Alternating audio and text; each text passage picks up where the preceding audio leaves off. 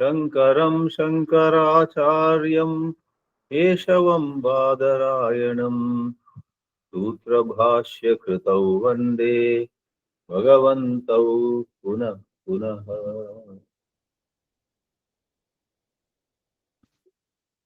ಆದಿಶಂಕರಾಚಾರ್ಯರು ತಮ್ಮ ಕೆಲವಾರು ಉಪನಿಷತ್ತುಗಳ ಭಾಷ್ಯಗಳಲ್ಲಿ ಪ್ರಾರಂಭದಲ್ಲೇ ಒಂದು ಮಾತು ಹೇಳ್ತಾರೆ. ಪ್ರಪಂಚವನ್ನೆಲ್ಲ, ಸಾಂಸಾರಿಕ ಜೀವನವನ್ನೆಲ್ಲ ಚೆನ್ನಾಗಿ ಪರೀಕ್ಷಿಸಿದಂತಹ ಒಬ್ಬ ಅಥವಾ ಒಬ್ಬಳು ಸಾಧಕ, ವಿವೇಕ ವೈರಾಗ್ಯಗಳ ಒಂದು ಎತ್ತರಕ್ಕೆ ಮುಟ್ಟಿದವನು ಒಂದು ಸತ್ಯವನ್ನ ಕಂಡುಕೊಳ್ತಾನೆ. ಆ ಸತ್ಯವೇ ನಮ್ಮ ವಿಷಯ ಇವತ್ತು. ಆ ಒಬ್ಬ ಮುಮುಕ್ಷು ಬದುಕನ್ನ ಪರೀಕ್ಷಿಸಿ, ಸುಮ್ಮನೆ ಏನು ಪುಸ್ತಕ ಓದಿ ಅಲ್ಲ, ತಾನಾಗಿ ಎಲ್ಲವನ್ನು ಮತ್ತೆ ಮತ್ತೆ ನೋಡಿ ಒಂದು ತೀರ್ಮಾನಕ್ಕೆ ಬರ್ತಾನೆ. ಈ ಜಗತ್ತಿನಲ್ಲಿ ಎಲ್ಲೂ ಕೂಡ ಅಭಯ ಅನ್ನುವಂಥದ್ದಿಲ್ಲ. ಏನು ಹಿಡಿದರೂ ಕೂಡ, ಏನನ್ನು ಪಡೆದರೂ ಕೂಡ, ಎಂಥ ಸ್ಥಾನಮಾನವನ್ನು ಗಳಿಸಿದರೂ ಕೂಡ ಮತ್ತೆ ಅದೇ ಸಮಸ್ಯೆ, ಒಂದಲ್ಲ ಒಂದು ಭಯ. ಆದ್ರಿಂದ ಅಂತಹ ಒಬ್ಬ ಮುಮುಕ್ಷು, ತುಂಬ ವೈರಾಗ್ಯವನ್ನು ಹೊಂದಿದವನು ಒಬ್ಬ ಸದ್ಗುರುವಿನ ಬಳಿ ಸಾರಿ ನನಗೆ ಆತ್ಮಜ್ಞಾನವನ್ನು ಉಪದೇಶಿಸಿ ಅಂತ ಕೇಳ್ಕೊಳ್ತಾನೆ. ಆತ್ಮಜ್ಞಾನಕ್ಕೆ ಅರ್ಹತೆ ಈ ರೀತಿಯಾಗಿ ಜಗತ್ತಿನ ವಿಷಯಗಳಲ್ಲಿ, ಸ್ಥಾನಮಾನಗಳಲ್ಲಿ, ಜಗತ್ತಿನಲ್ಲಿ ನಾವು ಅದಾಗುವುದರಿಂದ, ಇದಾಗುವುದರಿಂದ, ಆ ಕುರ್ಚಿಯಲ್ಲಿ ಕೂತ್ಕೊಳ್ಳುವುದರಿಂದ, ಈ ಪಾರಿತೋಷಿಕವನ್ನ ಪಡೆಯುವುದರಿಂದ, ಅಲ್ಲಿ ಪ್ರಸಿದ್ಧಿಯನ್ನ ಪಡೆಯುವುದರಿಂದ ಇತ್ಯಾದಿಯಿಂದ ನಿಜವಾದ ನಿರ್ಭಯತೆ ಸಿಗೋದಿಲ್ಲ. ಮತ್ತೆ ಮತ್ತೆ ಭಯವೇ ಅಂತ ತಿಳಿದವರು ವೇದಾಂತದ ಬಹಳ ಒಳ್ಳೆಯ ರೀತಿಯಲ್ಲಿ ಅಧ್ಯಯನ ಮಾಡಲಿಕ್ಕೆ ಅರ್ಹರಾಗ್ತಾರೆ. ನಾವೆಲ್ಲರೂ ಕೂಡ ವೇದಾಂತ ಅಧ್ಯಯನ ಮಾಡ್ತಾ ಇದ್ದೇವೆ, ಅಧ್ಯಾಪನ ಕೂಡ ಮಾಡ್ತಾ ಇದ್ದೇವೆ. ಆದ್ರೆ ಎಲ್ಲಿಯವರೆಗೆ ನಮಗೆ ಈ ಒಂದು ಅರಿವು ಬರುವುದಿಲ್ಲವೋ, ಎಲ್ಲಿವರೆಗೆ ನಾವು ಈ ಸತ್ಯವನ್ನು ಗುರುತಿಸಿಕೊಳ್ಳುವುದಿಲ್ವೋ, ಯಾವ ಸತ್ಯ ಅದು? ಈ ಪ್ರಪಂಚದ ವಸ್ತುಗಳಲ್ಲಿ ಎಂದೆಂದಿಗೂ ಇರುವಂತಹ ಶಾಂತಿ ಸಾಧ್ಯ ಇಲ್ಲ ಅಂತ ನಾವು ಕಂಡುಕೊಳ್ಬೇಕು. ಅದನ್ನ ಎಲ್ಲಿ ಕಂಡುಕೊಳ್ತೀವಿ ನಾವು? ಶಿವ ಎಷ್ಟೋ ಬಾರಿ ಅಧ್ಯಾತ್ಮವನ್ನೆಲ್ಲ ಚೆನ್ನಾಗಿ ತಿಳ್ಕೊಂಡು ಶಾಸ್ತ್ರಜ್ಞಾನ ಪಡೆದ ನಂತರ ಆ ಅಧ್ಯಾತ್ಮ ಜ್ಞಾನದ ಒಂದು ಆಧಾರದಲ್ಲಿ ಮತ್ತೆ ನಾವು ಬಯಸುವುದು ಜಗತ್ತಿನಲ್ಲಿ ಪ್ರಸಿದ್ಧಿ. ನನ್ನಂತ ದೊಡ್ಡ ಶಾಸ್ತ್ರಿ ಇನ್ನೊಬ್ಬ ಇಲ್ಲ, ನಾನು ತಿಳ್ಕೊಂಡಷ್ಟು ವೇದಾಂತ ಬೇರೆ ಯಾರು ತಿಳ್ಕೊಂಡಿಲ್ಲ ಅನ್ನುವಂತ ಒಂದು ಖ್ಯಾತಿ, ಅಂತ ಒಂದು ಜಗತ್ತಿನಿಂದ, ಸಮಾಜದಿಂದ ನಮಗೆ ಹೊಗಳಿಕೆ ಸಿಕ್ಕಬೇಕಂತ ಒಂದು ಆಸೆ ಪಡ್ತೀವಿ. ಅದಕ್ಕೋಸ್ಕರವೇ ಬಹುಶಃ ಶ್ರೀರಾಮಕೃಷ್ಣರು ಹೇಳಿದ್ರು, ಬರೇ ಶಾಸ್ತ್ರಜ್ಞಾನ, ಶ್ಲೋಕಗಳನ್ನ, ಮಂತ್ರಗಳನ್ನ, ಬೇರೆ ಬೇರೆ ಪಾರಿಭಾಷಿಕ ಶಬ್ದಗಳನ್ನೆಲ್ಲ ಚೆನ್ನಾಗಿ ಅರ್ಥಕೊಂಡು ಪಾಂಡಿತ್ಯವನ್ನು ಬರೇ ಹೊಂದಿದ್ರೆ ಕೆಲವೊಮ್ಮೆ ನಾವು ಎತ್ತರದಲ್ಲಿ ಹಾರುತ್ತಿರುವ ಹದ್ದಿನ ತರ ಆಗ್ತೀವಿ.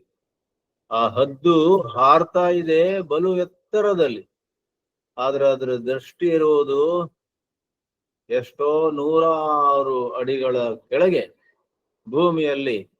ಯಾವುದೋ ಒಂದು ಹೆಣ ಬಿದ್ದಿದೆ, ಯಾವುದೋ ಒಂದು ಪ್ರಾಣಿ ಓಡ್ತಾ ಇದೆ, ಅದನ್ನ ತಿನ್ಬೇಕು ಅಂತ. ಇರುವುದು ಎತ್ತರದಲ್ಲಿ, ಆದ್ರೆ ದೃಷ್ಟಿ ಇರುವುದು ಕೆಳಗೆ. ಹಾಗಾಗತ್ತೆ ಬರೇ ಪಾಂಡಿತ್ಯ ಇದ್ರೆ. ನಮ್ಮನ್ನ ನಾವಿಲ್ಲಿ ಹಳಿದುಕೊಳ್ತಾ ಇಲ್ಲ, ಈ ಪ್ರಕಾರ ಹೇಳುವುದರಿಂದ ಬೇರೆ ಏನು ಸಂದೇಶ ಇಲ್ಲ. ನೀವು ನಾವು ಮತ್ತಷ್ಟು ಸತ್ಸಂಗದಲ್ಲಿ ಮತ್ತಷ್ಟು ಉಪಾಸನೆಯಲ್ಲಿ ತೊಡಗಬೇಕು. ಆಗ ಇದೇ ನಮ್ಮ ಮನಸ್ಸು, ಯಾವ ಮನಸ್ಸು ಇಲ್ಲಿಯವರೆಗೆ ಸುತ್ತಿ ಬಳಸಿ ಪುನಃ ವಿಷಯ ಭೋಗವನ್ನ ಬಯಸ್ತಿತ್ತೋ ಆ ಮನಸ್ಸು ಒಂದು ಅಂತರ್ದೃಷ್ಟಿಯನ್ನ ಪಡೆಯುತ್ತೆ. ಅದೇ ಮನಸ್ಸು ವಿಷಯಗಳ ಬಗ್ಗೆ ಒಂದು ವಿರಕ್ತಿಯನ್ನ ಹೊಂದುತ್ತೆ. ಆ ವಿರಕ್ತಿಯೇ ಬಹುಮಟ್ಟಿಗೆ ನಮಗೆ ಅಭಯವನ್ನು ಕೊಡುತ್ತೆ.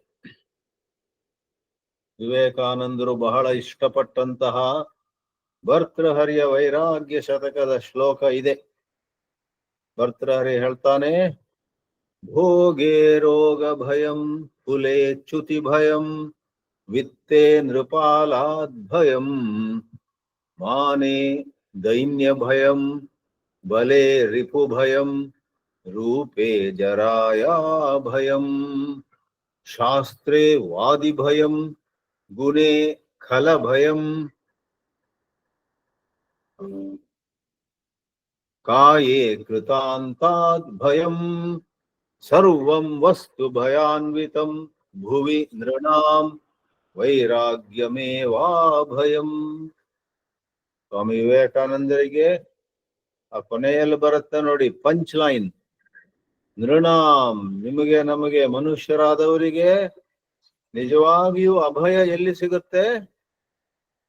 ನೃಣಾಂ ಭುವಿ, ಈ ಭೂಮಿಯಲ್ಲಿ, ವೈರಾಗ್ಯಂ ಏವ ಅಭಯಂ, ಸರ್ವಂ ವಸ್ತು ಭಯಾನ್ವಿತಂ ಭುವಿ ನೃಣಾಂ ವೈರಾಗ್ಯಮೇವಾ ಭಯಂ. ಆ ವೈರಾಗ್ಯವು ಯಾವುದೋ ರೀತಿಯ ಜುಗುಪ್ಸೆ ಅಲ್ಲ, ಯಾವುದೋ ರೀತಿಯಲ್ಲಿ ಸೋತು ಸೋತು ಸೋತು ಆಮೇಲೆ ಅದ್ಯಾವುದೋ ನರಿ ಹೇಳ್ತಂತಲ್ಲ, ಅದಕ್ಕೆ ದ್ರಾಕ್ಷಿ ಸಿಗದೆ ಸಿಗದೆ ಸಿಗದೆ ಕೊನೆಗೆ ನನಗ ಆ ದ್ರಾಕ್ಷಿ ಬೇಡ, ಆ ದ್ರಾಕ್ಷಿ ಎಲ್ಲ ಹುಳಿ ಹುಳಿ ದ್ರಾಕ್ಷಿ ಅದು ಅಂತ ಹೇಳ್ತಾ ಹೊರಟೋಯ್ತಂತೆ. ಗ್ರೇಪ್ಸ್ ಆರ್ ಸಾರ್ ಅಂತ ಹೇಳಿ ಒಂದು ಇಂಗ್ಲಿಷ್ ಅಲ್ಲಿ ಹೇಳ್ತಾರೆ. ಅದು ವೈರಾಗ್ಯವಲ್ಲ. ನಿಜವಾದ ವೈರಾಗ್ಯದಲ್ಲಿ ಒಂದು ಉತ್ಕೃಷ್ಟವಾದ ಅರಿವಿರುತ್ತೆ. ಈ ವಸ್ತುವಿನಲ್ಲಿ ಸಾಮಾನ್ಯವಾಗಿ ಅಂದುಕೊಳ್ಳುವಂತಹ ಸುಖ ಇಲ್ಲ.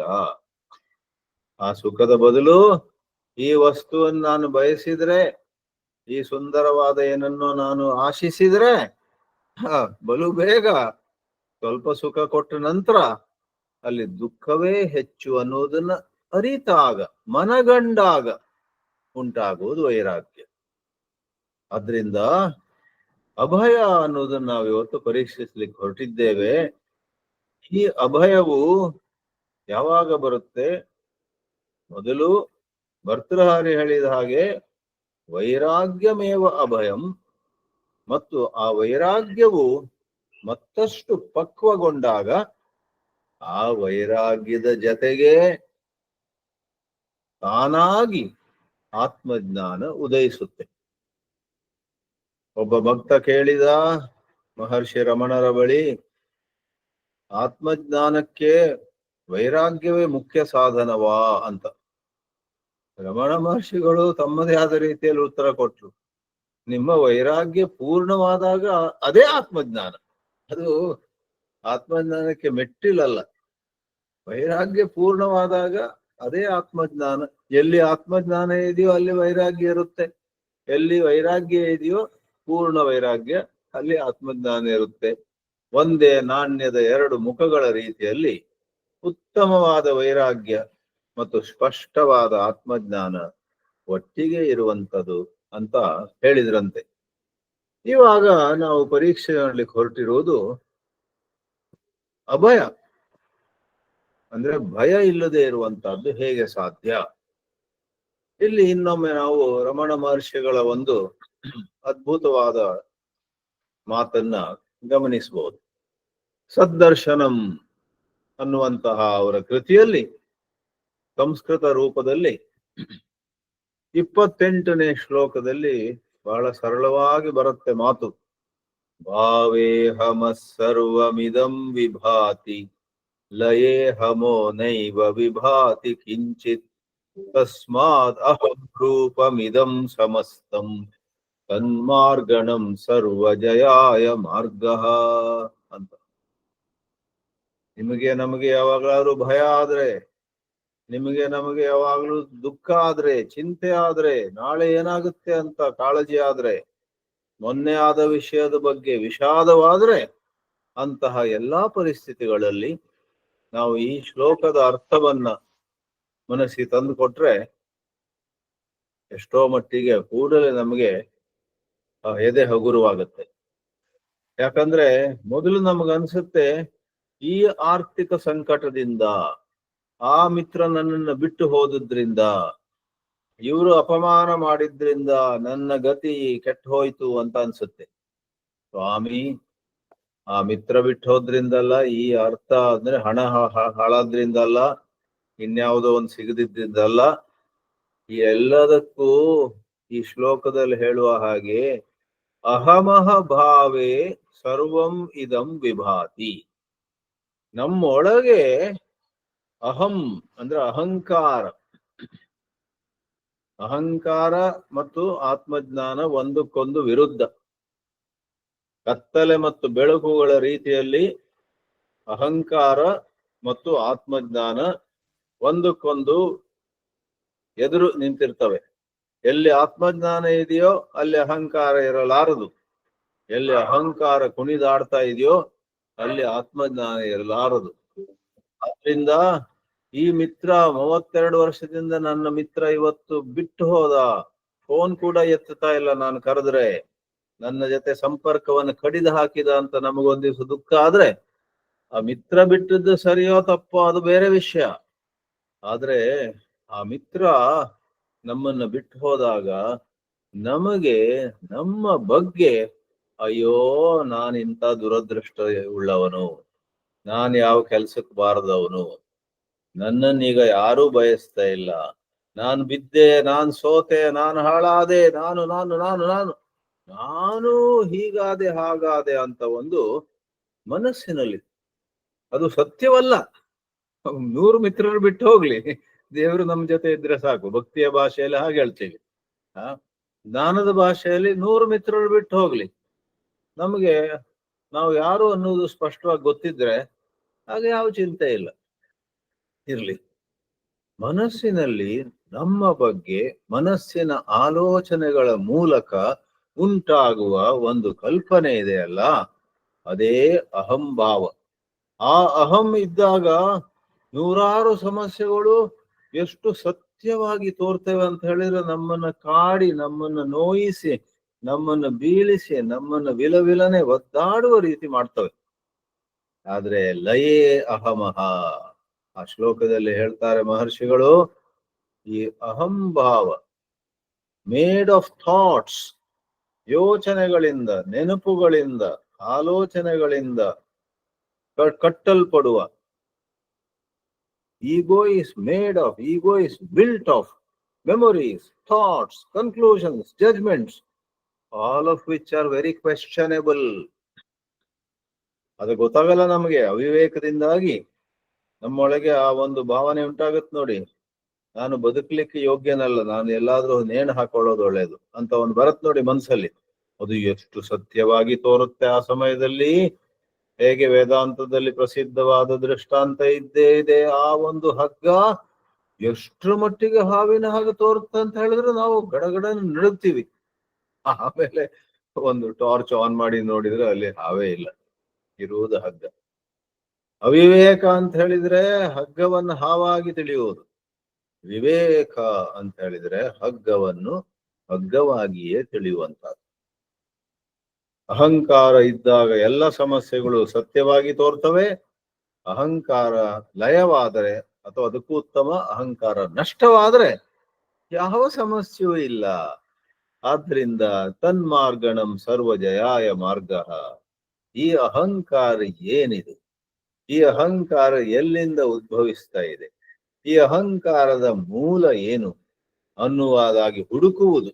ಮಾರ್ಗಣ ಅಂದ್ರೆ ಸಂಸ್ಕೃತದಲ್ಲಿ ಹುಡುಕುವುದು, searching for the source of this limited I. The source is unlimited, but we are caught in the limited I. ಆದ್ರಿಂದ ಇವತ್ತು ನಾವು ಆತ್ಮಜ್ಞಾನವನ್ನ ಅಭಯ ಅನ್ನುವಂತಹ ಸಂದರ್ಭದಲ್ಲಿ ಅರಿಯಲಿಕ್ಕೆ ಪ್ರಯತ್ನ ಮಾಡ್ತೀವಿ. ಬಹಳ ಕುತೂಹಲಕಾರಿಯಾದ ವಿಷಯ ಅಂತ ಹೇಳಿದ್ರೆ, ಕಳೆದ ಶತಮಾನದಲ್ಲಿ ಇದ್ದಂತಹ ಕ್ರಾಂತಿಕಾರಿ ವಿಚಾರಕ ಜಿದ್ದು ಕೃಷ್ಣಮೂರ್ತಿ ಅವರು ಒಂದು ಕಡೆ ಹೇಳಿದ್ದಾರೆ, ಅಭಯದ ಬಗ್ಗೆ ಸೆಕ್ಯೂರಿಟಿ ಅನ್ನುವ ಶಬ್ದವನ್ನು ಉಪಯೋಗಿಸುತ್ತಾ. When do we feel secure, when do we experience total security.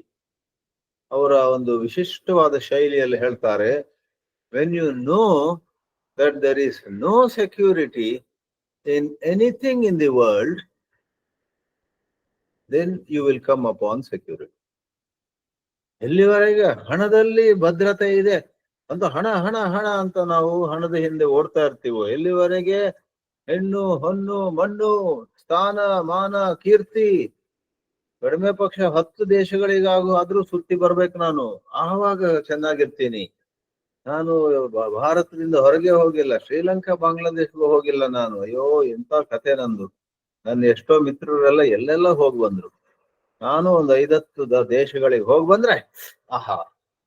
ಈ ಪ್ರಕಾರ ನೂರಾರು ಭ್ರಮೆಗಳಿರ್ತವೆ ನಮ್ಮಲ್ಲಿ. ಅವುಗಳಲ್ಲಿ ನಾವು ಸೆಕ್ಯೂರಿಟಿಯನ್ನು ನೋಡ್ತೇವೆ. ಒಂದು 5 ಸಾರಿ ನಾನು ಇಂಗ್ಲೆಂಡಿಗೆ ಹೋಗಿ ಬಂದ್ರೆ ಆಗ ಬಹುಶಃ ನನ್ನ ಸ್ಥಿತಿಯೇ ಬೇರೆ ಅಂತ ಒಂದು ಭ್ರಮೆ. 5 ಸಾರಿ ಅಲ್ಲ, ಅಲ್ಲಿ ನೀವು ಪ್ರಜೆಯಾಗಿ ಅಲ್ಲೇ ಉಳ್ಕೊಳ್ಳಿ. ಲಂಡನ್ ನಲ್ಲಿ ಪಾಶ್ ಏರಿಯಾದಲ್ಲಿ 4 ಬೆಡ್ರೂಮ್ ಮನೆ ತಗೊಂಡು ಅಲ್ಲಿ ವಾಸ ಮಾಡಿ ತಿಂಗಳಿಗೆ ಬೇಕಾಗುವ ಖರ್ಚೆಲ್ಲ ನಿಮ್ಗೆ ಏನ್ ತೊಂದರೆ ಇಲ್ಲ ಅಂತ ಇಟ್ಕೊಳ್ಳಿ. ಸಂಪತ್ತಿನ ಮಧ್ಯದಲ್ಲಿ ಇದ್ರೂ ಕೂಡ ನಿಮ್ಗೆ ಭಯ ಹೋಗ್ತದಾ? ಅಲ್ಲಿಂದ ಹೊಸ ಭಯ ಬರುತ್ತೆ ಅಲ್ವಾ. ಭೋಗೆ ರೋಗ ಭಯಂ ಕುಲೆ ಚ್ಯುತಿ ಭಯಂ ಇತ್ಯಾದಿ ಭಕ್ತರು ಹೇಳಿದ್ದು. ಸ್ವೀಟ್ ತಿಂತಾ ಇದ್ದೀವಿ, ಆದ್ರೆ ಭಯ, ನನ್ನ ಹಲ್ಲು ಹಾಳಾಗುತ್ತೆ, ನನ್ನ ಶುಗರ್ ಮೇಲೆ ಹೋಗುತ್ತೆ, ಒಳ್ಳೊಳ್ಳೆ ಹಲ್ದಿರಾಮ್ ಉಪ್ಪಿರುವಂತ ತಿಂತೇವೆ, ಬ್ಲಡ್ ಪ್ರೆಷರ್ ಮೇಲೆ ಹೋಗುತ್ತೆ, ಅಥವಾ ನಾಳೆ ರೋಗ ಬರಬಹುದು ಅಂತ. ಒಂದಲ್ಲ ಒಂದ್ ರೀತಿಯಲ್ಲಿ ಪ್ರತಿಯೊಂದರಲ್ಲೂ ಭಯ ಇದೆ. ಸರ್ವಂ ವಸ್ತು ಭಯಾನ್ವಿತಂ ಭುವಿ ನೃಣಾಂ ವೈರಾಗ್ಯಮೇವಾ ಭಯಂ ಅನ್ನೋದಾಗಿ ಹೇಳಿಲ್ವೇ? ಎಷ್ಟು ಹೇಳಿದಾನೆ ಬರ್ತಾರೆ ಅಂತ ಹೇಳಿದ್ರೆ, ಸಂಪತ್ತಿದ್ದವನಿಗೆ ಅವನ ಭಾಷೆಯಲ್ಲಿ ನೃಪಾಲಾದ್ ಭಯಂ, ರಾಜನಿಂದ ಭಯ ಅಂತೆ. ಯಾಕಂದ್ರೆ ಆ ಕಾಲದಲ್ಲಿ ಯಾರ್ಯಾರ ಬಳಿ ತುಂಬಾ ಸಂಪತ್ತಿದೆಯೋ ರಾಜ ಟ್ಯಾಕ್ಸ್ ಹಾಕ್ತಿದ್ದ, ಕರವನ್ನ ತೆರಿಗೆಯನ್ನು ಹಾಕ್ತಿದ್ದ. ಭರ್ತೃಹರಿ ಈಗ ಒಂದ್ ವೇಳೆ ಅದೇ ಶ್ಲೋಕ ಬರೆಯುವುದಿದ್ರೆ ಸಂಪತ್ತಿದ್ದವರಿಗೆ ನಿರ್ಮಲಾ ಸೀತಾರಾಮನ್ನಿಂದ ಭಯ ಅಂತ ಬರೀತಿದ್ದ. ಯಾಕಂದ್ರೆ ಈ ವಿತ್ತ ಮಂತ್ರಿಗಳು ವರ್ಷಕ್ಕೂ ಒಂದು ಹೊಸ ಬಜೆಟ್ ಅನ್ನ ಘೋಷಣೆ ಮಾಡಿ ಏನೇನೋ ಟ್ಯಾಕ್ಸ್ ಅನೌನ್ಸ್ ಮಾಡ್ತಾರೆ. ನಿಮ್ಮ ಆದಾಯದ ಮೇಲೆ ತುಂಬಾ ಟ್ಯಾಕ್ಸ್ ಬಿದ್ಬಿಟ್ರೆ ಅಯ್ಯೋ ಈ ಬಜೆಟ್ ನಲ್ಲಿ ನನ್ನ ಸಂಪತ್ತು ಮೇಲೆ ಕಣ್ಣು ಹಾಕಬಾರ್ದು ಈ ವಿತ್ತ ಮಂತ್ರಿ, ಫಿನಾನ್ಸ್ ಮಿನಿಸ್ಟರ್ ಅಂತ ನಾವು ಆಸೆ ಪಡ್ತೀವಿ.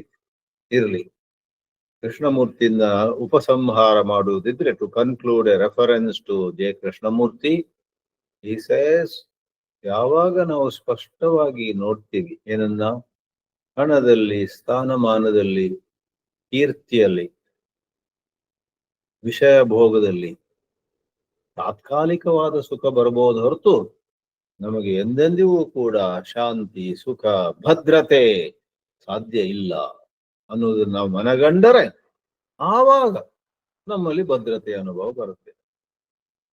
To know that there is no security in anything in the world, that insight brings you security, because you let go of dependence. ಹಣ ಸ್ವತಃ ಕೆಟ್ಟದ್ದಲ್ಲ. ಹೆಣ್ಣಾಗ್ಲಿ, ಹೊನ್ನಾಗ್ಲಿ, ಮಣ್ಣಾಗ್ಲಿ, ಗಂಡಾಗ್ಲಿ, ಏನೇ ಆಗ್ಲಿ, ಸ್ವತಃ ಯಾಕೆ ಬೈಬೇಕು ಅವರಿಗೆ? ಆದ್ರೆ ನಮ್ಮ ಒಂದು ಭ್ರಮೆ ಇದೆಯಲ್ಲ, ಈ ಹಣ ಸಿಕ್ಕಿದ್ರೆ ನಾನ್ ಚೆನ್ನಾಗಿರ್ತೀನಿ ಅಂತ. ಆ ಭ್ರಮೆ, ಹಣಕ್ಕೆ ಬೈಬೇಡಿ. ಆ ರೀತಿಯಲ್ಲಿ ಇವೆಲ್ಲದರಲ್ಲೂ ಕೂಡ ನಾನು ಭಾವಿಸಿದ, ನಾನು ಕಲ್ಪಿಸಿದ, ನಾನು ಈ ಮೊದಲು ಊಹಿಸಿದಂತಹ ಒಂದು ಭದ್ರತೆ ಇಲ್ಲ ಅಂತ ತಿಳ್ಕೊಂಡಾಗ ಅವುಗಳನ್ನು ನಾವು ಬಿಡ್ತೀವಿ. ಅವುಗಳ ದಾಸ್ಯ, ಅವುಗಳ ಮೇಲೆ ನಾವು ತುಂಬಾ ಅವಲಂಬಿಸುವಂತಹದ್ದಿದೆ ಅಲ್ಲ, ಅದು ಹೊರಟೋಗುತ್ತೆ. ಆ ರೀತಿ ಅವುಗಳ ಮೇಲೆ ನಾವು ಅವಲಂಬಿಸುವುದು ಸಮಾಪ್ತವಾದಾಗ, ಮುಗಿದಾಗ ನಾವು ಯಾವುದನ್ನು ಅವಲಂಬಿಸಿರೋದಿಲ್ಲ. ಆವಾಗ ಬಹಳ ಸ್ವಾಭಾವಿಕವಾಗಿ ನಮ್ಮಲ್ಲಿ ಸುಖ ಶಾಂತಿ ಅನುಭವಕ್ಕೆ ಬರುತ್ತೆ. ಈ ವಿಷಯದಲ್ಲೇ ಸಂಬಂಧಿಸಿದಂತೆ ವಿಮಲಾ ಟಕಾರ್ ಅಂತ ಬಹಳ ಚಂದವಾಗಿ ಮಾತನಾಡುವವರೊಬ್ರು ಇದ್ರು. ಅವರು ಕೂಡ ಆತ್ಮಜ್ಞಾನವನ್ನೇ ಹೆಚ್ಚಾಗಿ ಹೇಳ್ತಾ ಇದ್ರು. ಅವರೊಂದ್ ಕಡೆ ಕೇಳ್ತಾರೆ, can we have an image free consciousness? ನೋಡಿ, ಇಮೇಜ್ ಫ್ರೀ ಕಾನ್ಶಿಯಸ್ನೆಸ್. ನಮ್ಮೆಲ್ಲರಲ್ಲೂ ಕಾನ್ಶಿಯಸ್ನೆಸ್ ಇದೆ. ಕಾನ್ಶಿಯಸ್ನೆಸ್ ಇಲ್ಲಿ ಏನರ್ಥ ಅಂದ್ರೆ ಒಂದ್ ರೀತಿಯ ಪ್ರಜ್ಞೆ, ಒಂದ್ ರೀತಿಯ ನಮ್ಮ ಬಗ್ಗೆ ಅರಿವು. ಸಾಮಾನ್ಯವಾಗಿ ನಮ್ಮ ಬಗ್ಗೆನೇ ಇರತಕ್ಕಂತಹ ಅರಿವಿನಲ್ಲಿ ನಾನು ಇಂಥವನು, ನಾನಂತವನು, ಅವ್ರಿಗಿಂತ ದೊಡ್ಡವನು ನಾನು, ಆದ್ರೆ ಇವ್ರಿಗೆ ಹೋಲಿಸಿದ್ರೆ ನಾನು ಎಲ್ಲೂ ಇಲ್ಲ,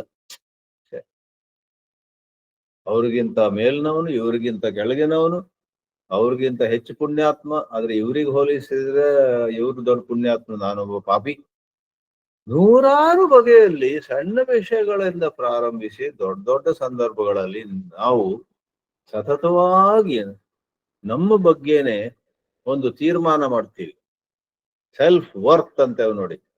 ನಮ್ಮ ಬೆಲೆ ಎಷ್ಟು on A scale of 10, 1 to 10, ನನ್ನ ಬೆಲೆ ಈಗ 4. ಒಂದು ಕಾಲದಲ್ಲಿ ನನ್ನ ಬೆಲೆ 8 ಇತ್ತು.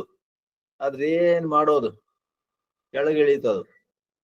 ಈ ಸ್ಪೋರ್ಟ್ಸ್ ನಲ್ಲೆಲ್ಲ ರ್ಯಾಂಕಿಂಗ್ ಅಂತ ಹಾಕ್ತಾರೆ, ಎಲ್ಲಾ ಸ್ಪೋರ್ಟ್ಸ್ ಅಲ್ಲೂ ಕೂಡ. ವಿಶೇಷವಾಗಿ ಚೆಸ್ ಇದೆಯಲ್ಲ, ಚೆಸ್ ನಲ್ಲಿ ವಿಶ್ವನಾಥನ್ ಆನಂದ್ ವರ್ಲ್ಡ್ ರ್ಯಾಂಕಿಂಗ್ 1 ಅಂತಿತ್ತು ಒಂದ್ ಕಾಲದಲ್ಲಿ. ಈಗ ಬಹುಶಃ ಅವನು 8 10 ಇರಬಹುದು. ಇತ್ತೀಚೆಗೆ ಅವನೊಬ್ಬ ಮದ್ರಾಸಿನ 18 ವರ್ಷದ ಹುಡುಗ, ಅವನು ವರ್ಲ್ಡ್ ಚಾಂಪಿಯನ್ ಆದ. ಆ ವರ್ಲ್ಡ್ ಚಾಂಪಿಯನ್ ಕೂಡ ಫಸ್ಟ್ ರ್ಯಾಂಕ್ ಅಲ್ಲಿ ಇರ್ಬೇಕಂತಿಲ್ಲ. ಇನ್ನೊಂದ್ 2-3 ಟೂರ್ನಮೆಂಟ್ ಆದಾಗ ಅದಕ್ಕೆ ಈಲೋ ರೇಟಿಂಗ್ ಅಂತ ಕಾಣುತ್ತೆ ಚೆಸ್ ನಲ್ಲಿ. ಈಲೋ ರೇಟಿಂಗ್ ಪ್ರಪಂಚದಲ್ಲಿ ಈ ಸಮಯದಲ್ಲಿ ಇತ್ತೀಚೆಗೆ ಆದಂತಹ ಹಲವಾರು ಟೂರ್ನಮೆಂಟ್ಗಳ ಸ್ಪರ್ಧೆಗಳ ಒಂದು ಹಿನ್ನೆಲೆಯಲ್ಲಿ ಈ ಒಬ್ಬ ಆಟಗಾರ ಎಲ್ಲಕ್ಕಿಂತ ಮೇಲಿದ್ದಾನೆ. ಅವನು ಮೊನ್ನೆವರೆಗೆ ಮೇಲಿದ್ದವನು ಈಗ 5ನೇ ಸ್ಥಾನಕ್ಕೆ ಹೋದ, ಇವಳು 10ನೇ ಸ್ಥಾನಕ್ಕೆ ಇಳಿದ್ಲು. ಈ ಪ್ರಪಂಚದಲ್ಲಿ ಜನರಿಗೆ ಬೇರೆ ಕೆಲಸ ಇಲ್ಲ. ಮತ್ತೆ ಇವರನ್ನ ಮೇಲಾಗಿ ಕೂರ್ಸೋದು, ಅವರನ್ನ ಕೆಳಗೆ ಕೂರ್ಸೋದು, ಇವ್ರನ್ನ ಹೊಗಳೋದು, ಅವ್ರನ್ನ ತೆಗಳೋದು, ಇದೆಲ್ಲ ಮಾಡ್ತಾ ಇರ್ತಾರೆ. ಹಾಳಾದ ಈ ಪ್ರಪಂಚ. ಆ ಪ್ರಪಂಚ ಯಾರು ಸೃಷ್ಟಿಸಿದ್ದು? ನೀವು ನಾವೇ. ಈ ಪ್ರಪಂಚ ನೀವು ನಾವು ಸೃಷ್ಟಿಸಿದಂತ ಪ್ರಪಂಚ ನಮಗೆ ಶಾಂತಿಯಲ್ಲಿ ಇರ್ಲಿಕ್ಕೆ ಬಿಡೋದಿಲ್ಲ. ಮತ್ತೆ ನಮ್ಮನ್ನು ಚುಚ್ತಾ ಇರುತ್ತೆ.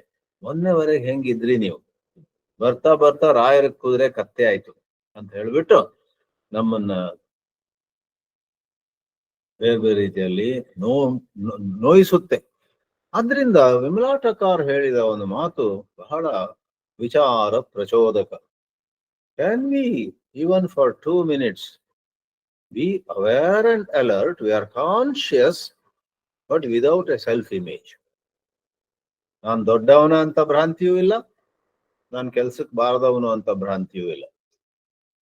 ದೊಡ್ಡವನು ಅಲ್ಲ, ಚಿಕ್ಕವನು ಅಲ್ಲ, ಮೇಲೂ ಅಲ್ಲ, ಕೀಳು ಅಲ್ಲ, ಅದು ಅಲ್ಲ, ಇದು ಅಲ್ಲ. ಆಗ ಒಂದು ಮನಸ್ಸಿನಲ್ಲಿ ಎಂತಹ ಮೌನವು ಅನುಭವಕ್ಕೆ ಬರುತ್ತಂದ್ರೆ ಅದು ನಿದ್ರೆಯ ಮೌನ ಅಲ್ಲ, ಅದು ಮೂರ್ಛೆ ಹೊಂದಿದಾಗ ಆಗುವ ಮೌನವಲ್ಲ, ಆದ್ರೆ ಎಚ್ಚರದ ಮೌನ. ಎಚ್ಚರದ ಮೌನ. ಮತ್ತು ಒಳಗೆ ಮಗುವಿನಂತ ಒಂದು ಮನಸ್ಸಿರುತ್ತೆ. ಒಂದು ಚಿಕ್ಕ ಮಗು, ಅದು ಕೋಟ್ಯಾಧೀಶರ ಮಗು ಇರಬಹುದು, ಅಥವಾ ಒಬ್ಬ ಬಡ ಭಿಕ್ಷುಕನ ಮಗು ಇರಬಹುದು. ಆದ್ರೆ ಆ ಮಗುವಿನ ಮನಸ್ಸಲ್ಲಿ ಅಯ್ಯೋ ನಮ್ಮ ಕುಟುಂಬ ಬಹಳ ಬಡ ಕುಟುಂಬ ಅಂತ ದುಃಖ ಇರೋದಿಲ್ಲ, ನಮ್ಮ ಕುಟುಂಬ ಬಹಳ ಶ್ರೀಮಂತ ಕುಟುಂಬ ಅಂತ ಹೆಮ್ಮೆ ಅಥವಾ ಗರ್ವ ಇರೋದಿಲ್ಲ. ಮಗು ಆಟ ಆಡ್ತಾ ಇರುತ್ತೆ. ಏನೋ ಒಂದು ಬಣ್ಣ ನೋಡಿದಾಗ ಖುಷಿ ಆಗುತ್ತೆ, ಏನೋ ಒಂದು ಸಂಗೀತ ಕೇಳಿದಾಗ ಖುಷಿಗೊಳ್ಳುತ್ತೆ. ಆ ಪ್ರಕಾರವಾಗಿ ಮಗುವಿನಂತೆ, ಮಗು ಅಲ್ಲ ನಾವು, ಬಾಲಿಶ ಅಲ್ಲ, ಆದ್ರೆ ಬಾಲವತ್ ರಮತೆ ಬಾಲೋನ್ಮತ್ತವ ದೇವ ಅಂತ ಭಜಗೋವಿಂದಮ್ಮನ್ ಹೇಳಿದ ಹಾಗೆ ಒಬ್ಬ ಆತ್ಮಜ್ಞಾನಿಯು ಒಂದು ಮಗುವಿನಂತೆ ಅಥವಾ ಒಬ್ಬ ಹುಚ್ಚನಂತೆ ಆನಂದದಲ್ಲಿರ್ತಾನೆ ಅಂತ. ಅವನು ಹುಚ್ಚನೂ ಅಲ್ಲ, ಆಮೇಲೆ ಏನು ತಿಳುವಳಿಕೆ ಇಲ್ಲದಂತಹ ಮಗುವೂ ಅಲ್ಲ. ಇವನಿಗೆ ತುಂಬಾ ತಿಳುವಳಿಕೆ ಇದೆ, ಇವನಿಗೆ ಪ್ರಪಂಚ ಏನಂತ ಗೊತ್ತಿದೆ, ಪ್ರಪಂಚ ತುಂಬಾ ನೋಡಿದಾನೀತ. ಆದ್ರೆ ಪ್ರಪಂಚ ನೋಡಿದ್ರು ಕೂಡ ಮನಸ್ಸಿನಲ್ಲಿ ಬಾಲವತ್, ನಾಟ್ ಬಾಲಿಶ. ಆ ಪ್ರಕಾರವಾಗಿ ಹೇಳಿದಂತಹ ಇಮೇಜ್ ಫ್ರೀ ಕಾನ್ಶಿಯಸ್ನೆಸ್. ನಮ್ಮಲ್ಲಿ ಒಬ್ರು ಮಿತ್ರರಿದ್ರು, ಈಗಲೂ ಇದ್ದಾರೆ. ಅವರು ಇದೆಲ್ಲ ತುಂಬಾ ಓದಿದವರು. ನನಗೆ ಹೊಸದಾಗಿ ಅವ್ರ ಪರಿಚಯ ಆದಾಗ ಅವ್ರನ್ನ ಕೇಳಿದೆ, ಅವ್ರ ಹೆಸರು ಮರ್ತೋಯ್ತು ನನಗೆ. ಇಂಗ್ಲೆಂಡ್ ನಿಂದ ವರ್ಷಕ್ಕೊಂದ್ಸರಿ ಬರ್ತಾರ ಅವರು ಮದ್ರಾಸಲ್ಲೇ ಸಿಕ್ಕಿದ್ರು ನನಗೆ. ಹೆಸರೇನೋ ಇದೆ ಅವರು. ಒಮ್ಮೆ ಅವ್ರನ್ನ ಹೊಸದಾಗಿ ಪರಿಚಯ ಆದಾಗ ನಾನು I shook hands with him, ಕೈ ಕುಲುಕ್ತಾ how are you today, Jim ಅಂತ ಇಟ್ಕೊಳ್ಳಿ ಅವ್ರ ಹೆಸರು ಇನ್ನೇನೋ ಇದೆ. ಹೌ ಆರ್ ಯು ಜಿಮ್ ಅಂತ ಕೇಳಿದ. ಅವನು ಸ್ವಲ್ಪ ಹಾಸ್ಯಗಾರ, ಅವನು ಜಿದ್ದು ಕೃಷ್ಣಮೂರ್ತಿಯ ವಿಷಯನೆಲ್ಲ ತುಂಬಾ ಓದ್ಕೊಂಡಿದ್ದಾನೆ. ಅವನ ಉತ್ತರ ಬಹಳ ಚೆನ್ನಾಗಿತ್ತು. ಏನು ಹೇಳಲಿಲ್ಲ, ನನ್ನನ್ನು ಮಿಕ್ಕಿ ಮಿಕ್ಕಿ ನೋಡಿದ. ನಾನು ಇನ್ನೊಮ್ಮೆ ಕೇಳಿದೆ, how are you today Jim ಅಂತ ಕೇಳಿದೆ. ನನ್ನನ್ನು ಪತ್ತೆ ಕಣ್ಣಿಗೆ ಕಣ್ಣಿಟ್ಟು ನೋಡಿ, you know what, I am trying to figure out how I am. ನಾನು ಹೇಗಿದ್ದೀನಿ, ನಾನು ಯಾರಾಗಿದ್ದೀನಿ, ನಾನು ಚೆನ್ನಾಗಿದ್ದೀನಾ, ನಾನು ಕದಿದ್ದೀನಾ ಅಂತ I am trying to figure out. I don't know. ನಾನು ಹೇಗಿದ್ದೀನಿ ಅಂತಲೇ ಗೊತ್ತಿಲ್ಲ ಅಂತ ಅವನದೊಂದು ಹಾಸ್ಯ. ನಾನು ಯಾರು, ನಾನು ದೊಡ್ಡವನ, ಸಿಕ್ಕವನ, ಗೆದ್ದವನ, ಸೋತವನ, ನಾನು ಬಹಳ ಯೋಗ್ಯನ, ಈ ಸಾರಿ ಭಾರತ ರತ್ನ ನನಗೆ ಬರಬೇಕಿತ್ತು ಅಂತ ಒಂದು ಭಾವನೆ ಇದೆಯೋ, ಅಥವಾ ಇಲ್ಲಿವರೆಗೆ ಪೊಲೀಸರು ನನ್ನನ್ನು ಹಿಡಿದಿಲ್ಲ, ಆದಷ್ಟು ಬೇಗ ಜೈಲಿಗೆ ಹಾಕ್ಬೇಕಿತ್ತು, ಇಲ್ಲಿವರೆಗೆ ತಪ್ಸ್ಕೊಂಡಿದ್ದೀನಿ, ನಾಳೆ ಏನಾಗತ್ತೋ ಗೊತ್ತಿಲ್ಲ ಅಂತ ಆತರ ನಮ್ಮ ಬಗ್ಗೆ ಕೀಳರಿಮೆ ಇದೆಯೋ, ಅಥವಾ ನಮ್ಮ ಬಗ್ಗೆ ನಾವೇ ಇಂದ್ರ ನಾವೇ ಚಂದ್ರ ಅನ್ನುವಂತಹ ಭಾವನೆ ಇದೆಯೋ, ಏನೂ ಇಲ್ಲ. ನಮ್ಮ ಬಗ್ಗೆ ಯಾವ ಭಾವನೆಯೂ ಇಲ್ಲ. ಹಾಗಂದ ಮಾತ್ರಕ್ಕೆ ಇನ್ನೊಮ್ಮೆ ನಮಗೆ ಸಾಮಾನ್ಯ ತಿಳುವಳಿಕೆ ಇಲ್ಲ ಅಂತಲ್ಲ. ನಾವು ಡ್ರೈವ್ ಮಾಡ್ತಿದ್ರೆ ರಸ್ತೆ ಎಡಭಾಗದಲ್ಲಿ ಖಂಡಿತ ಹೋಗ್ತೀವಿ, ಅಲ್ಲಿ ಗ್ರೀನ್ ಬಂದಾಗ ಮುಂದೆ ಹೋಗ್ತೀವಿ, ರೆಡ್ ಬಂದಾಗ ನಿಲ್ತೀವಿ, ಎಷ್ಟೋ ಪ್ರಪಂಚದ ನಿಯಮಗಳನ್ನ ಅರ್ಥ ಮಾಡ್ಕೊಳ್ತೀವಿ. ಯಾರ ಮನೆಯಲ್ಲ ಏನೋ ಸಾವಾದಾಗ ಅವರಿಗೆ ಶೋಕ ಸಂದೇಶ, ಕಂಡೋಲೆನ್ಸಸ್ ಕಳಿಸ್ತೀವಿ. ಇನ್ಯಾರೋ ಮನೆಯಲ್ಲಿ ಏನೋ ಒಳ್ಳೇದಾಯ್ತು, ಬಹಳ ಒಳ್ಳೆ ಒಂದು ಮಗು ಆಯ್ತು, ತುಂಬಾ ವರ್ಷ ಮಕ್ಕಳಿಲ್ದ ಮನೆಯಲ್ಲಿ, ಆಗ ಅವರಿಗೆ ಅಭಿನಂದನೆಗಳನ್ನು ತಿಳಿಸ್ತೀವಿ. ಅದು ಮಾತ್ರ ಅಲ್ಲ, ಎಷ್ಟೆಷ್ಟೋ ವಿಷಯಗಳಲ್ಲಿ ಒಳ್ಳೆ ರೀತಿಯಲ್ಲಿ ನಮ್ಮ ಯಾವುದು ಕಾರ್ಯಭೂಮಿಯಲ್ಲಿ, ಎಲ್ಲಾ ಕಾರ್ಯಭೂಮಿಯಲ್ಲಿ ಮಹಾತ್ಮನಿಗೆ ಗೊತ್ತಿರ್ಬೇಕಂತೇನಿಲ್ಲ, ಒಬ್ಬ ತನ್ನ ಒಂದು ಕಾರ್ಯಭೂಮಿಯಲ್ಲಿ, ಕಾರ್ಯಕ್ಷೇತ್ರದಲ್ಲಿ ಏನೆಲ್ಲ ತಿಳ್ಕೊಳ್ಬೇಕೋ ತಕ್ಕ ಮಟ್ಟಿಗೆ ತಿಳ್ಕೊಂಡಿರ್ತಾನೆ. ಆದ್ರೆ ನಾನು ಸೋತವನು ಅಂತ ಭಾವಿಸುತ್ತಾ ಆ ಒಂದು image, Vimala Thakar said, can you have image free consciousness?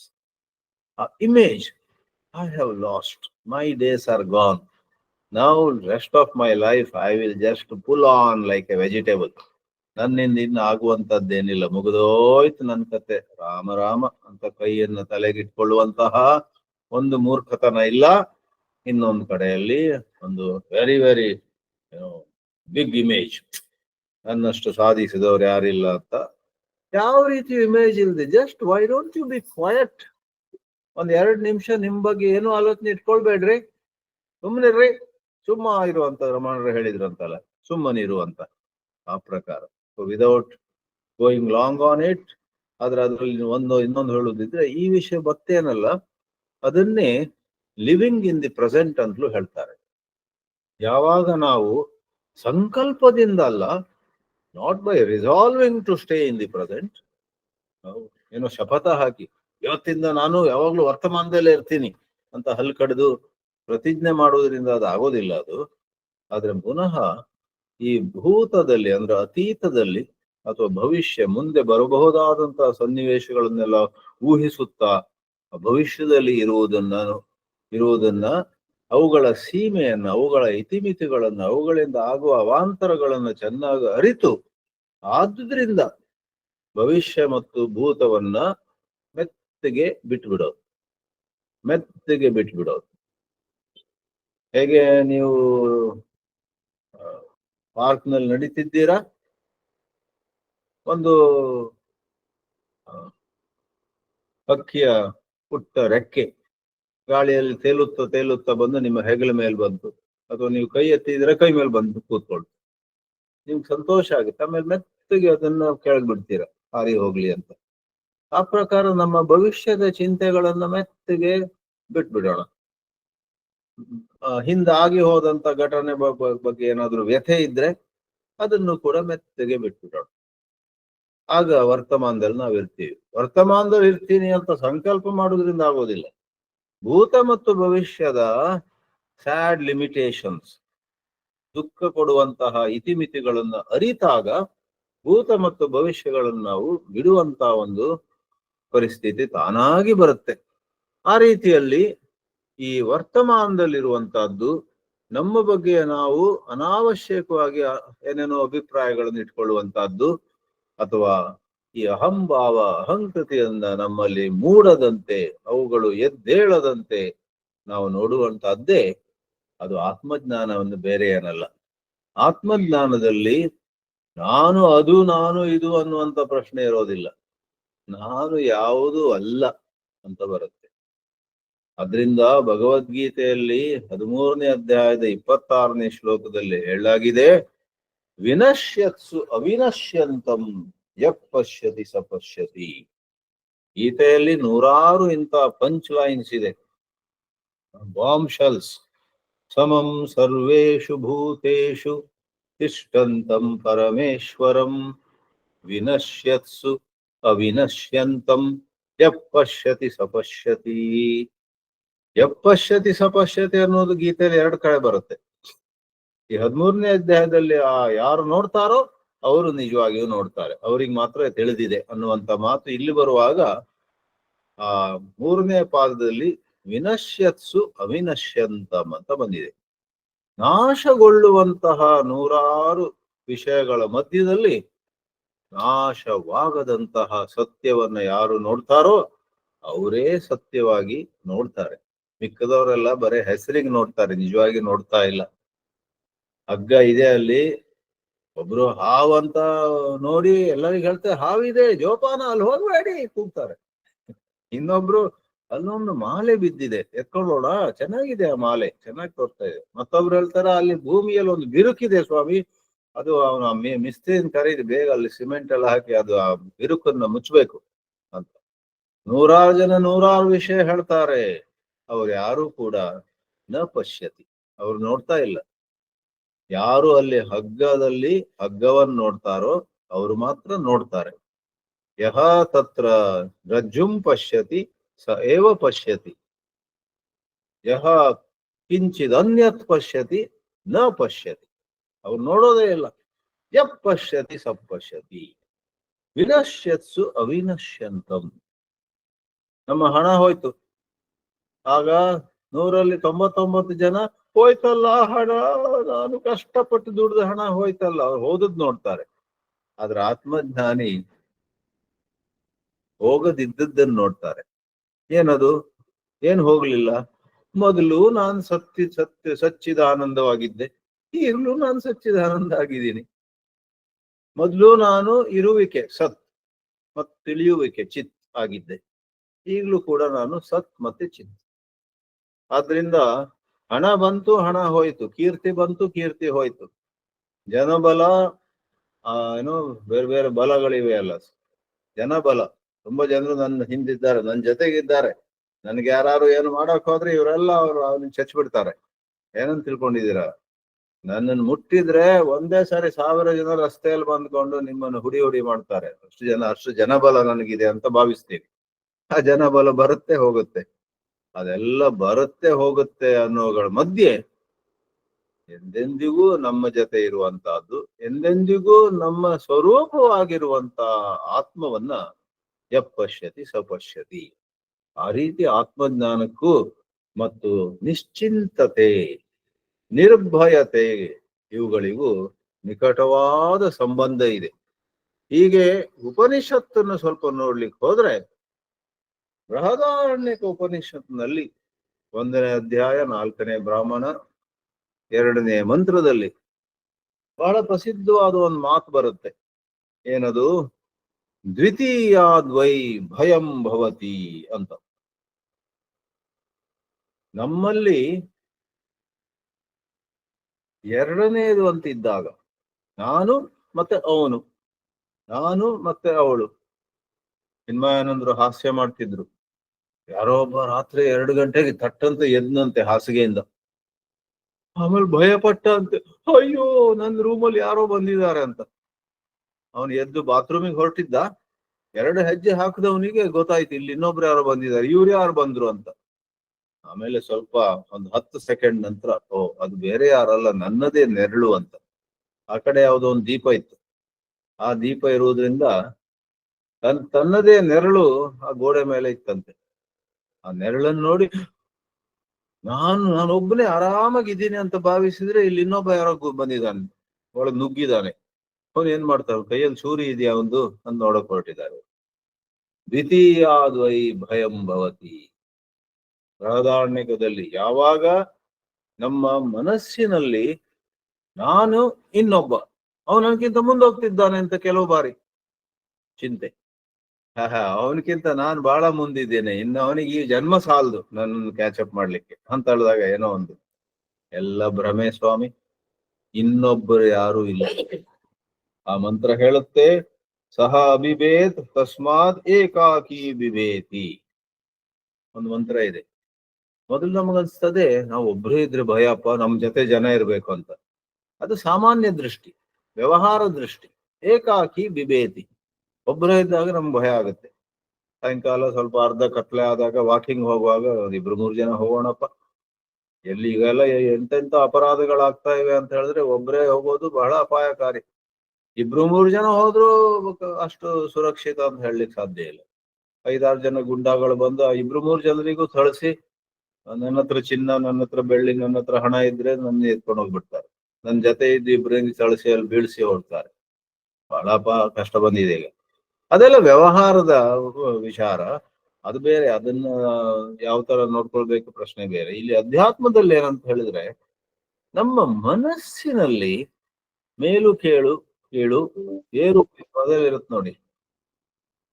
ನಾವು 6 ಜನ ಮಕ್ಕಳು, 6 ಗಂಡು ಮಕ್ಕಳು, ಅವರೆಲ್ಲರೂ ಮುಂದೋದ್ರು, ಎಲ್ಲ ಸ್ವಂತ ಮನೆ ಕಟ್ಕೊಂಡಿದ್ದಾರೆ. ನಾನು ಮನೆಯೂ ಇಲ್ಲ, ಬಾಡಿಗೆ ಮನೆಯಲ್ಲಿದ್ದೀನಿ. ನನ್ನ ಹೆಂಡತಿಯು ಬಿಟ್ಟು ಹೋದ್ಲು, ಮಕ್ಕಳಿಗೆ ನನ್ನ ಬಗ್ಗೆ ಗೌರವ ಇಲ್ಲ, ಅಯ್ಯೋ ಅಂತ ಯಾರೋ ಹತ್ರ ನೋಡಿ. ಆ ಹೋಲಿಕೆ, ಕಂಪ್ಯಾರಿಸನ್, ಅವರೆಲ್ಲ ಮುಂದೆ ಹೋದ್ರು, ನಾನು ಹಿಂದೆ. ಇನ್ನು ಕೆಲವು ಕಡೆಯಲ್ಲಿ ಅವರೆಲ್ಲ ಹಿಂದೆ ಬಿದ್ದಿದ್ದಾರೆ, ನಾನು ಮುಂದೆ. ಈ ಪ್ರಕಾರವಾಗಿ ಅವರು ಮತ್ತೆ ನಾನು ಅಂತ ಮನಸ್ಸಿನಲ್ಲಿ ಒಂದು ಕಲ್ಪನೆ ಸೃಷ್ಟಿ ಆಗ್ತದೆ ನೋಡಿ. ಅದು ದ್ವಿತೀಯ. ನಿಧಾನವಾಗಿ ನಮ್ಗೆ ಗೊತ್ತಾಗುತ್ತೆ. ಅಲ್ಲಿ ಮಂತ್ರದಲ್ಲಿ ಹೇಳ್ತಾರೆ, ಸಹ ಅಯಂ ಈಕ್ಷಾಂ ಚಕ್ರೆ ಯನ್ ಮದ್ ಅನ್ಯತ್ ನ ಅಸ್ತಿ ತಸ್ಮಾನ್ನು ಬಿಬೇಮಿ ಇತಿ. ಯಾವುದ್ರಿಂದ ನಾನು ಭಯ ಪಡ್ತಾ ಇದ್ದೇನೆ?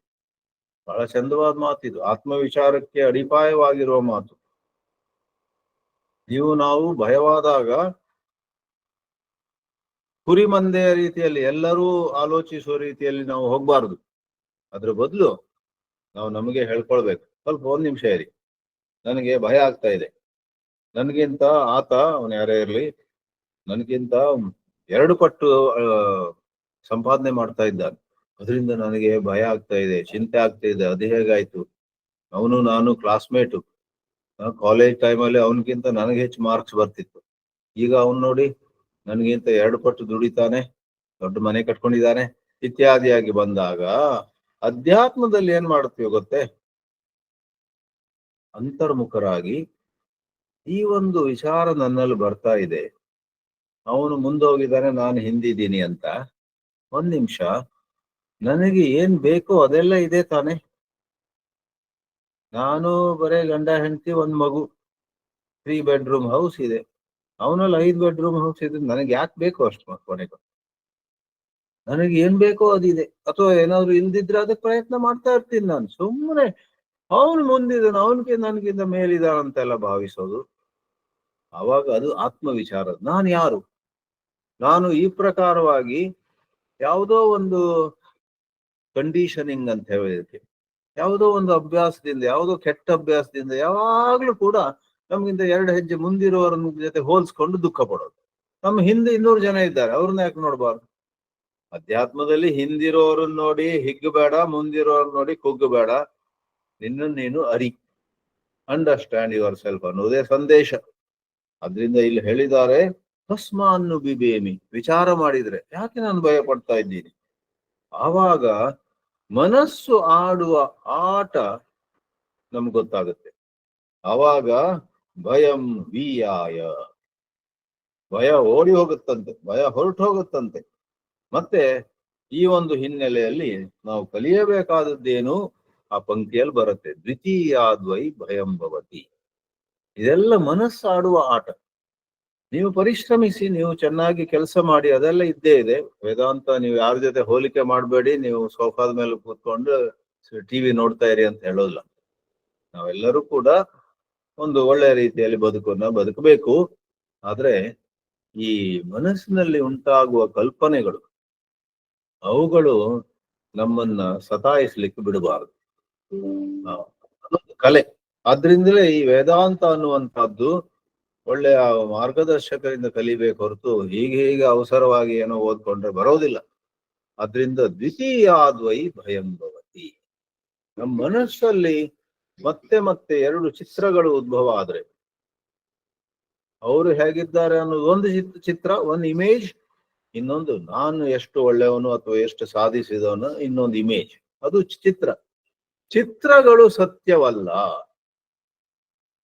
ಎಲ್ಲಿಯವರೆಗೆ ನಮ್ಮ ಬಗ್ಗೆ ನಾವೊಂದು ಚಿತ್ರವನ್ನ ಕಲ್ಪಿಸ್ಕೊಳ್ತೀವೋ, ಅದನ್ನ ಸತ್ಯ ಅಂತ ಭಾವಿಸ್ಕೊಂಡು ಅಪ್ಕೊಳ್ತೀವೋ, we embrace that image about ourselves, ಅಲ್ಲಿಯವರೆಗೆ ಇನ್ನೊಬ್ಬನ ಚಿತ್ರ ಕೂಡ ಸತ್ಯವಾಗಿ ತೋರುತ್ತೆ.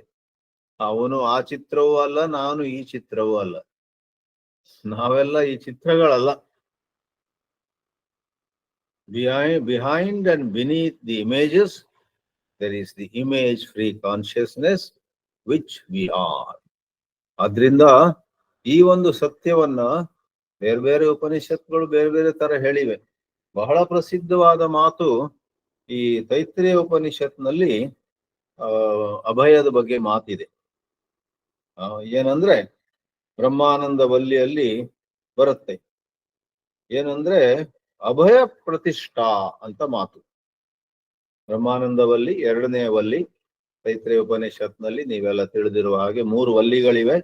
ಎರಡನೇ ವಲ್ಲಿಯಲ್ಲಿ 7ನೇ ಅನುವಾಕದಲ್ಲಿ ಯದಾ ಹೇ ವೈಷಯೇ ತಸ್ಮಿನ್ ಅದೃಶ್ಯೇ ಅನಾತ್ಮೇ ಅನಿರುಕ್ತೆ ಅನಿಲಯನೆ ಅಭಯಂ ಪ್ರತಿಷ್ಠಾಂ ವಿಂದತೆ ಅತ ಸಹ ಅಭಯಂ ಗತೋ ಭವತಿ.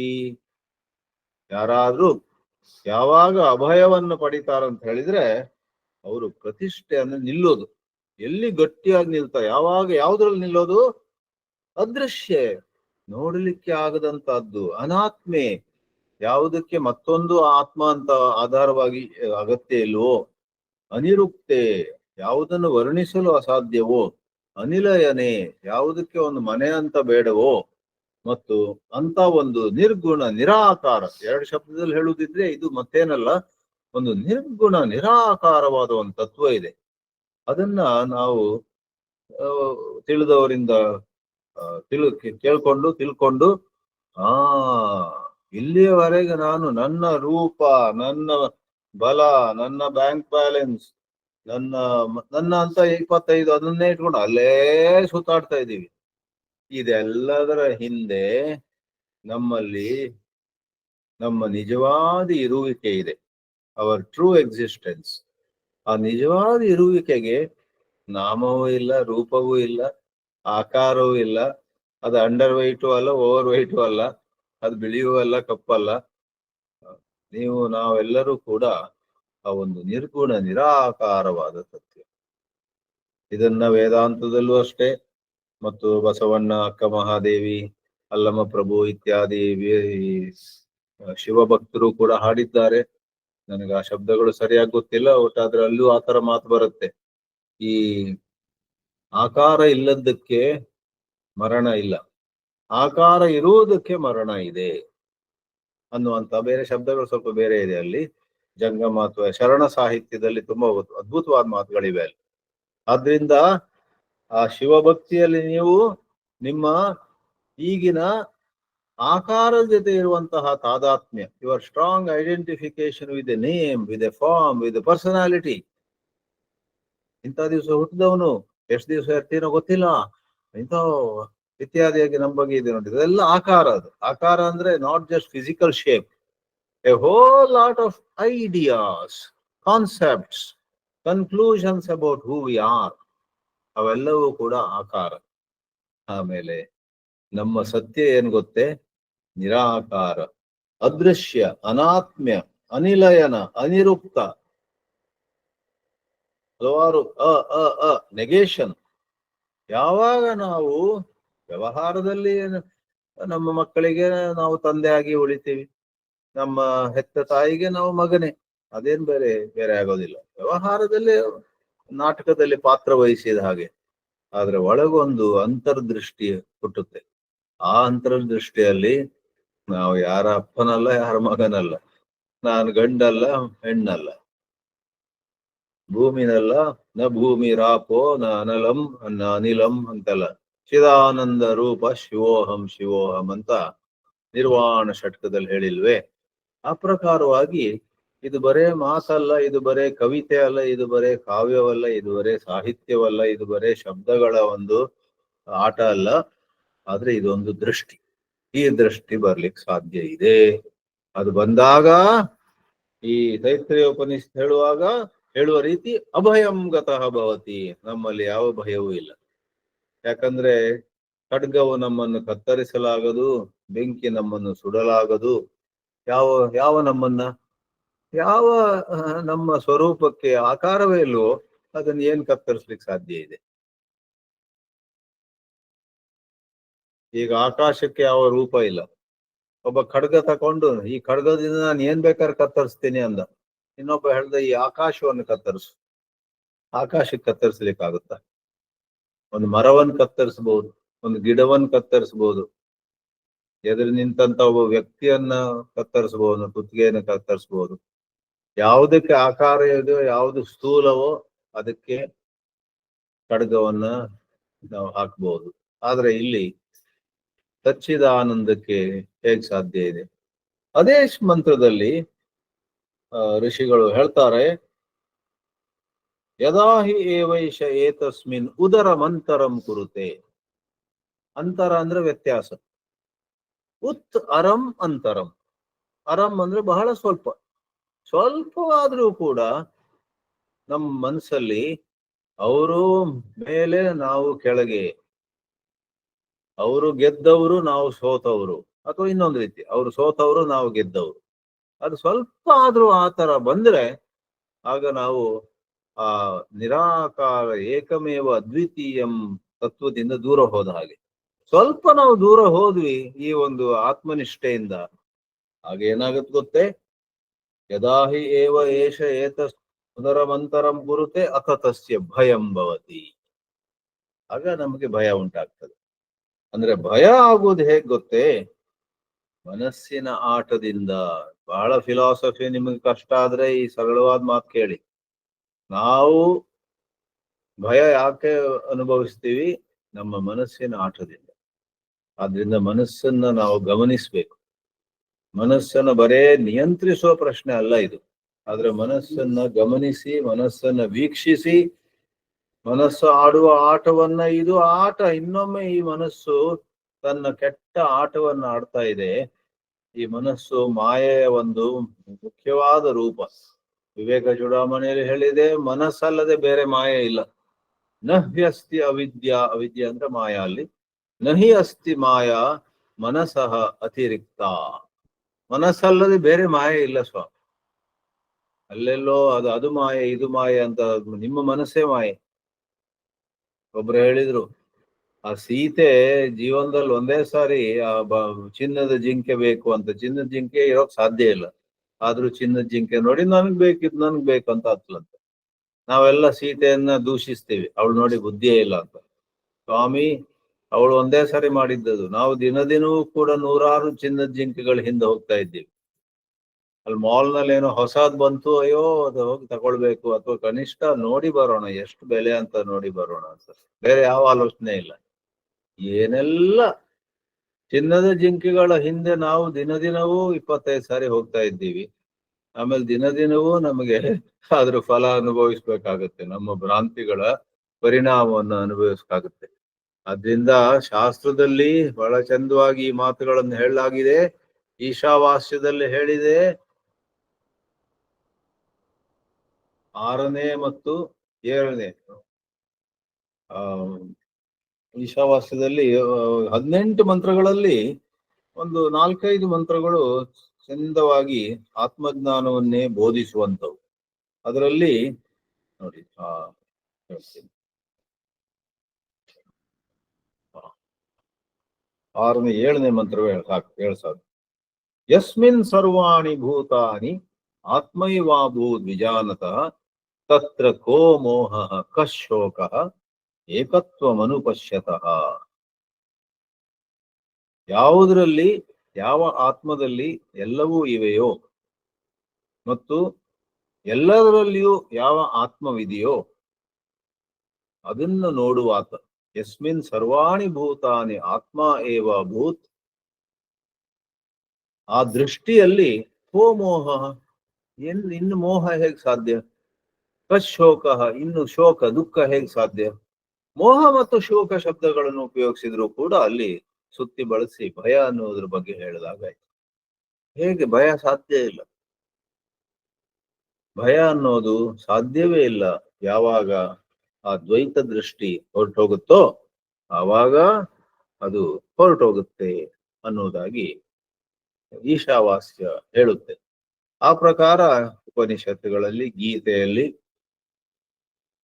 ಮತ್ತೆ ಪ್ರಕರಣ ಗ್ರಂಥಗಳಲ್ಲಿ, ಸಾಧು ಸಂತರ ವಾಣಿಗಳಲ್ಲೂ ಕೂಡ ಜ್ಞಾನ ಮಾರ್ಗದ ಭಾಷೆ ಹೇಳುವುದಿದ್ರೆ ಆತ್ಮನಿಷ್ಠೆಯಿಂದ 100ಕ್ಕೆ 100 ಎಂದೆಂದಿಗೂ ನಮ್ಮ ಜೊತೆ ಇರತಕ್ಕಂತಹ ಅಭಯ ನಮಗೆ ಪ್ರಾಪ್ತವಾಗುತ್ತೆ. ಆತ್ಮನಿಷ್ಠೆ ಇಲ್ಲದಿದ್ರೆ ಎಲ್ಲವೂ ಕೂಡ ಆಯಾರಾಮ್ ಗಯಾರಾಮ್, ಸಂಪತ್ತು, ಈ ಭೋಗ, ಆ ಒಂದು ವಿಶೇಷವಾದ ಸ್ಥಾನಮಾನ ಎಷ್ಟು ದಿನ ಸ್ವಾಮಿ, ಎಷ್ಟು ದಿನ ಇರುತ್ತೆ? ಅದು ಎಷ್ಟು ದಿನ ಇರೋದು ಬಿಡಿ. ಮತ್ತೆ ಇದ್ದಾಗ್ಲೂ ಕೂಡ ಶಾಂತಿ ಇದೆ ಅಂತ ಹೇಳಲಿಕ್ಕೆ ಆಗೋದಿಲ್ಲ. ಇದ್ದಾಗ್ಲೂ ಕೂಡ ಯಾವ್ಯಾವ ರೀತಿಯ ಚಿಂತೆಗಳು ಇರ್ತವೆ.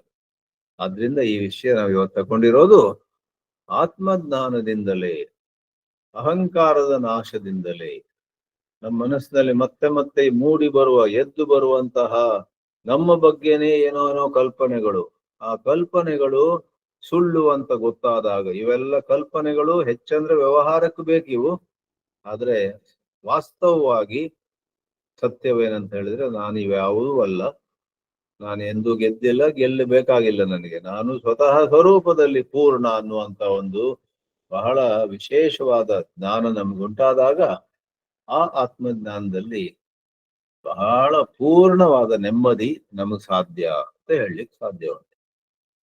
ಓಂ ಶ್ರೀ ಗುರುಭ್ಯೋ ನಮಃ.